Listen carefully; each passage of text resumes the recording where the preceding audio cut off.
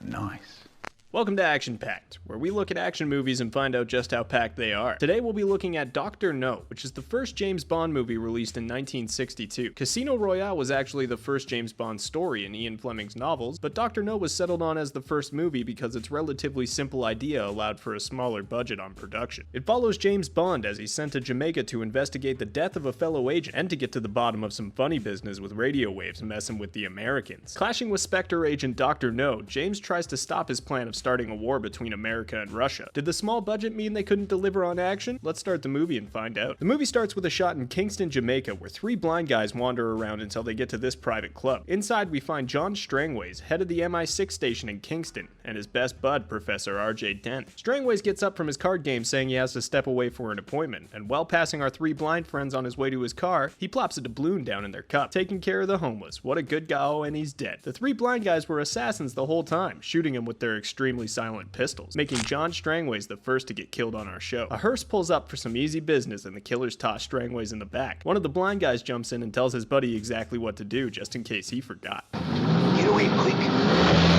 Those crazy bastards aren't done yet though, breaking into Strangways' residence, adding his secretary Mary Trueblood to the list of people who need a funeral home. And there she goes. It looks like the killers found what they were looking for though, and it's the doctor. I wonder if he does house calls. When news reaches M, the head of the entire MI6, that Strangways has gone missing, he recruits the only man who can help. Mr. Bond. James Bond. And it's Connery trivia time. James Bond was Sean Connery's breakthrough role. Almost not taking the role because it required a lot of dedication to the part, he ended up doing it knowing it would be good for his career, and he went on to play the character for another 6 films. His tenure only matched by Roger Moore, who was James Bond for over a decade. But more on that Bond later. M fetches James, who's playing cards and hitting on Sylvia Trench. She admires his luck. I admire your luck. So they make plans to meet up later, but James ain't got time for this shit right now. M's calling. Entering M's office, James immediately starts getting hot with M's secretary, Miss Moneypenny. Sean, I don't think this is in the script. M tells Bond about Strangways, and that he also wants to know if a CIA agent named Felix Leiter has anything to do with it. Strangways was investigating a plot to tamper with a NASA space launch in Cape Canaveral with Leiter before he went missing. So James better pack his fucking bags, cause he's going to Jamaica. Getting back to his hotel, James hears somebody in his room. Taking off his shoes and creeping to the door, he finds Sylvia Trench waiting for him. He tells her he has to leave immediately on assignment, but Sylvia doesn't care and gets up on those lips. Hey James, when did you say you had to leave again? Immediately. Alrighty then. Landing in the Kingston airport, we're introduced to a few characters. A man who suspiciously watches James in a white suit, Annabelle Chung, a photographer who's freelanced to track James for Dr. No, and Mr. Jones, a man who says he's there to pick James up from the government house. Bond doesn't play that dumb shit, and he calls the government house to ask if they sent a ride. When they say they haven't, James is gonna play this out, cause it's action time, motherfucker. Getting into the car with Mr. Jones, the man in the suit jumps into another car and speeds off chasing James. This is sort of a nonchalant one, but I'll put it on the list as a car chase, cause although it's pretty lame, that's what it was. James kicks the crap out of Mr. Jones for information, but before he can say anything, he kills himself with a cyanide pill and a cigarette, adding himself to our stats. Finally reaching the embassy, escorted by Superintendent Duff, James meets Playdell Smith, head of the government house in Kingston. James suggests meeting Strangways' other acquaintances in a social setting and leaves quickly to investigate Strangways' residence. Once there, James finds a receipt for services from one Professor R.J. Dent, his first lead. Cutting back to his room, James slowly booby-traps the place to see if anyone goes a-rummaging through his things while he's gone. The cool part about this scene is that because of the low budget, all of the traps James sets in his room are really simple, like putting his hair on this, and putting the powder on this. He then leaves to go socialize with Strangways' circle and get more information. Of course, not offering much, the group of card buddies do offer up the name Quarrel, a Cayman Islander who's close to Strangways before he disappeared. Tracking down Quarrel, James starts to inquire about Strangways. Quarrel isn't feeling it and is pretty standoffish about the information. James continues to try and seduce him with his charm, and appearing to finally cave, Quarrel invites him to a back room where he's gonna tell him everything he wants. Just kidding, that's a knife. Overcoming Quarrel, James is subdued by his accomplices, and one of them is the same guy from the airport earlier. The white-suited man reveals himself as Felix Leiter, the CIA agent M mentioned to James before his trip. James and Felix start broing out and sharing information on the case when our friend Annabelle sneaks another picture of 007. It's a goddamn airport reunion. Someone call Mr. Jones. Oh, right. Catching Catching her this time, James destroys her film and sends her on her way. Quarrel tells Bond that Strangways was sampling rocks from Crab Key Island he thought were radioactive, and Professor R.J. Dent has those results. Starting to put some pieces together, James heads to R.J.'s office to find out what became of those samples. The three blind mice follow James and almost end this movie early, stopped by a passing car at the last minute. Professor R.J. dismisses Strangways' research as a hobby and says that the samples were normal, but James ain't biting and formally says, "Fuck you." Professor? Allow me. R.J. Dent, now terrified MI6 is onto him, quickly retreats to Dr. No, where he's instructed by No to take that spider and kill Bond with it. Go on. Take it. Go on. That's it. James, now back at the hotel, notices the traps he set are tampered with. Even though this timeline makes absolutely no sense, the spider is somehow in Bond's apartment now? But James is able to kill it with a shoe because it's just a goddamn spider. The next morning, James tells Playdell about the spider and catches Playdell's secretary, Miss Taro, eavesdropping on their conversation. He tells her to cut that shit out, but they should still totally meet up later because James thinks she's foxy. Meeting again with Felix and Quarrel, they discover the soil Strangways was researching is in fact radioactive, and they decide to head to Crab Key to get to the bottom of it. Speaking of getting bottoms, Miss Taro calls James for some color TV and chill, and her call overlays some of the most random, reckless driving I've ever seen. Stay in those damn lines, Connery, Jesus. Or on second thought, maybe drive a little faster, cause you're getting chased. This entire scene is a beautiful piece of cinema, and perfect for me cause we get a little bit of everything. We can add a chase to the list, but also an explosion and 4 deaths, as this hearse is run off the road and blows the fuck up. How'd that happen, James? I think they were on their way to a funeral.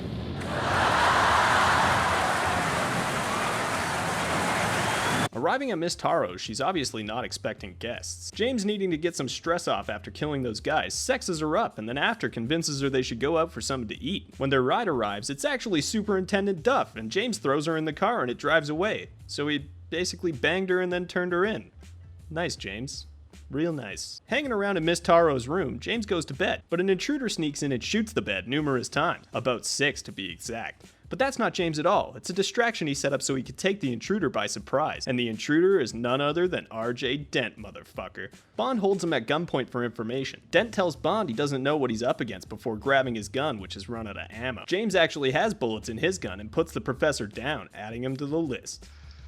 And you've had your 6.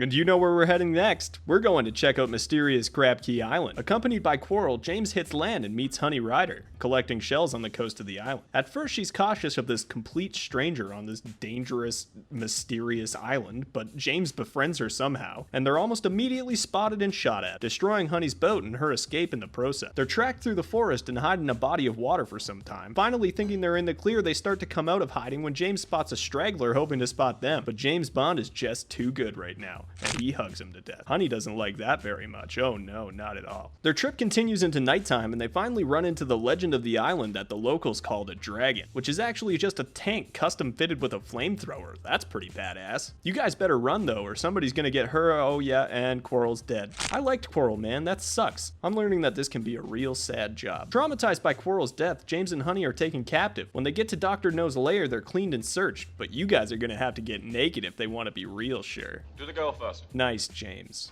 Real nice. Being treated with A-class service, Bond and Honey check out their new room. Pouring them both some coffee, James suggests they relax, but that coffee's spiked, and they both pass the fuck out. Never drink the coffee, James. It's amateur hour out here. Dr. No even comes and tucks him in. What a good host. After the best sleep of their lives, James and Honey are escorted to dinner with Dr. No.